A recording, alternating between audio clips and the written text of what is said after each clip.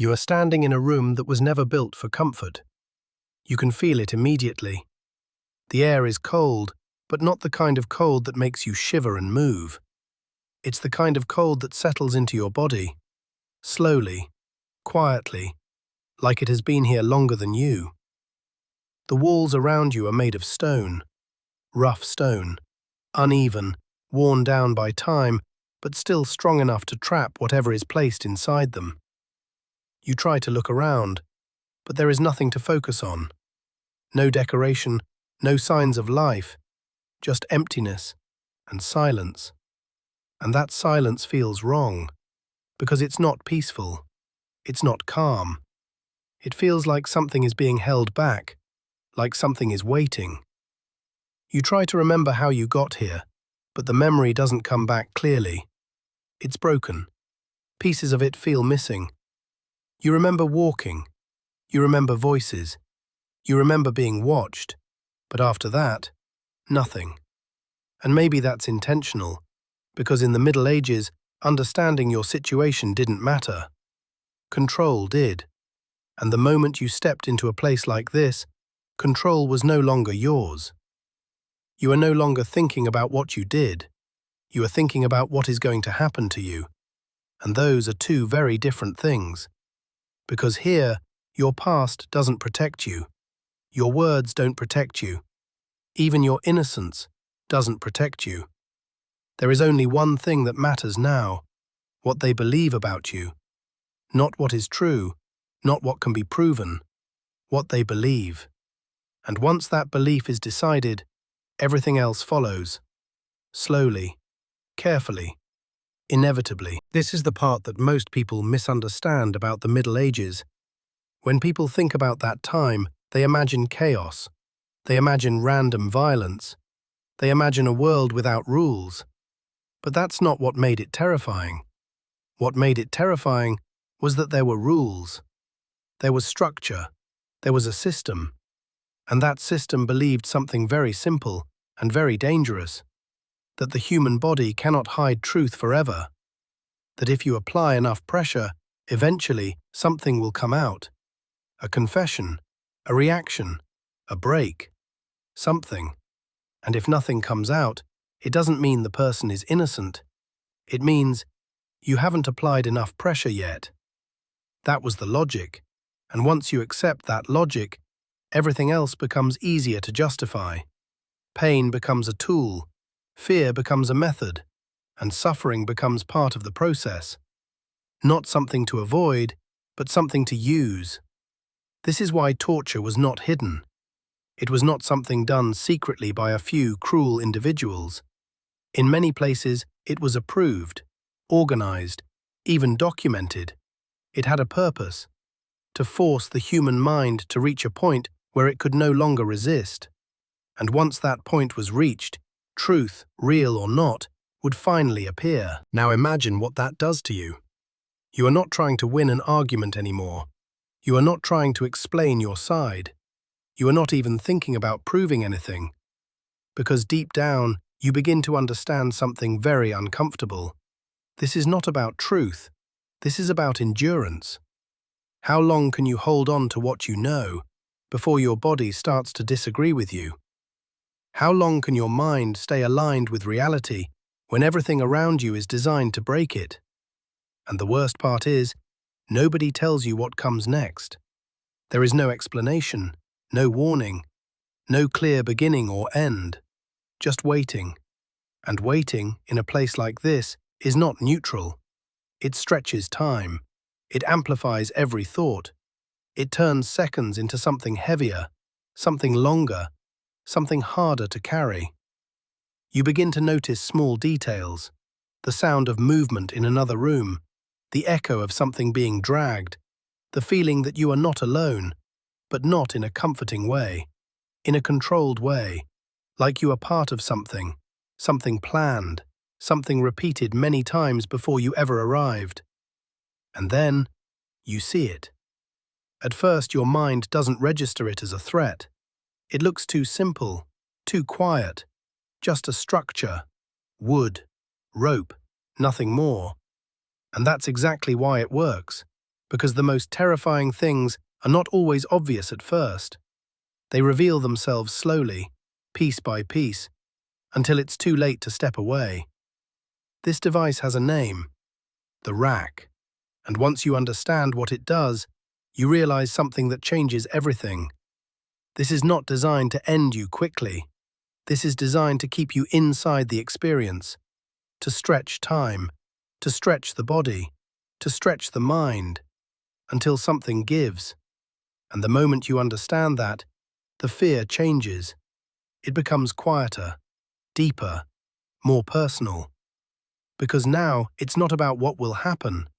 It's about how long you can remain yourself while it happens. At first, your body tries to fight it. That's the natural response. Muscles tighten, your back arches slightly. Your fingers move, trying to find something to hold on to. But there is nothing to hold on to. No control, no resistance that actually changes anything. Because the movement doesn't stop.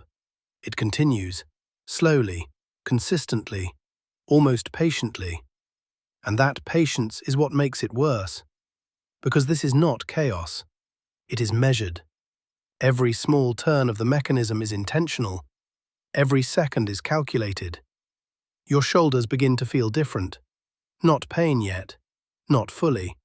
Something else. Something unfamiliar. A sensation your brain struggles to name. And that confusion is the beginning of the real process. Because when the brain cannot understand something, it starts to lose control over it.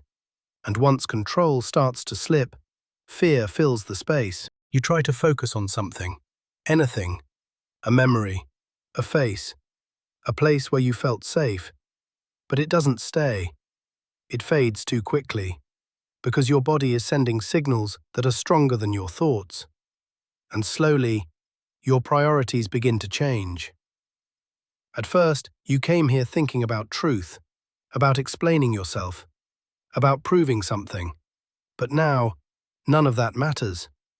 Now there is only one goal, to make it stop. And that is where the system wins. Because the moment your goal changes, you are no longer defending reality. You are negotiating with pain. And pain does not negotiate fairly. It only asks one question. How far are you willing to go to escape me? And for most people, the answer comes faster than they expect. And all of this happens while someone is watching, not reacting, not interfering, just observing. Because this is not personal. That is what makes it even more disturbing. There is no anger in the room, no shouting, no emotional outburst, just silence and control.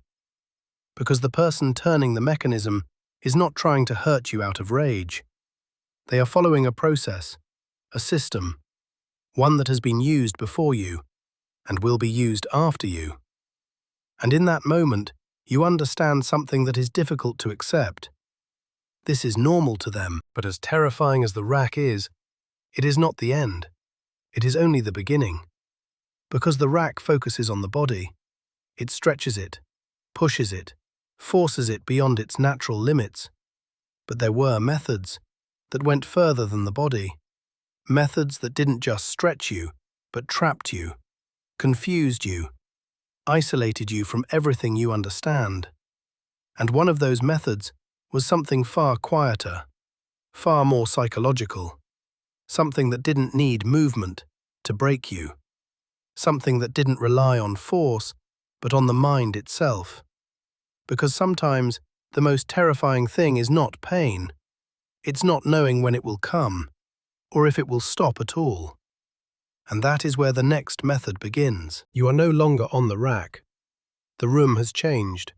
Or maybe you have been moved. It's hard to tell. Because time no longer feels stable. In front of you, there is something different. Not a table, not a frame, something vertical, something shaped, almost like a human body. Tall, closed, silent. At first glance, it doesn't look violent. It doesn't look aggressive. It just stands there, waiting. And that is exactly what makes it worse. Because now You are not being stretched. You are being placed inside something. And once you are inside, there is no direction left. No forward, no backward, only inside.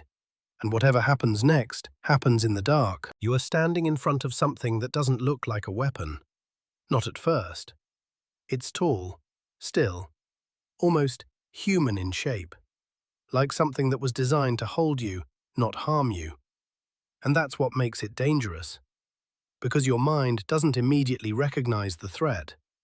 There are no moving parts, no visible force, just a hollow space waiting to be filled.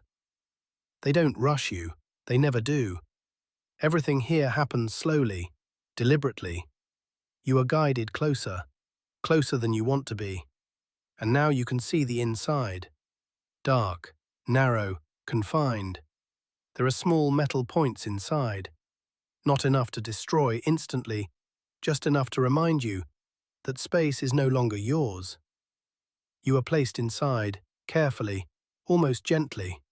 And then, the doors begin to close, slowly. You expect pain, immediate pain, but it doesn't come. Not yet. What comes first is something worse. Stillness. Total stillness. You cannot move forward, you cannot move backward, you cannot even adjust your position. And your mind begins to react. Because humans are not designed for this. Not designed to be trapped without direction, without control, without escape. Every second feels longer, every breath feels louder. And then you realize something. The fear is not coming from the device, it's coming from you, from your own thoughts. Because now, you are alone with them. Your body is not breaking yet, but your mind is starting to change. It's searching for a way out, a solution, a pattern, something it can hold on to. But there is nothing, only darkness, only pressure, only waiting. And waiting, in a place like this, is not passive. It builds, it grows, it stretches time itself, until seconds stop feeling real. And in that moment, you understand something that most people never think about. Pain is not always the worst part. Sometimes, it's the expectation of pain, the uncertainty, the not knowing, that breaks you first. When people think about the Middle Ages, they think about knights, castles, honor. But that's only one side of the story. The other side is rooms like this, devices like these, systems built not just to punish, but to control the human mind. And the most disturbing part is not what these methods did.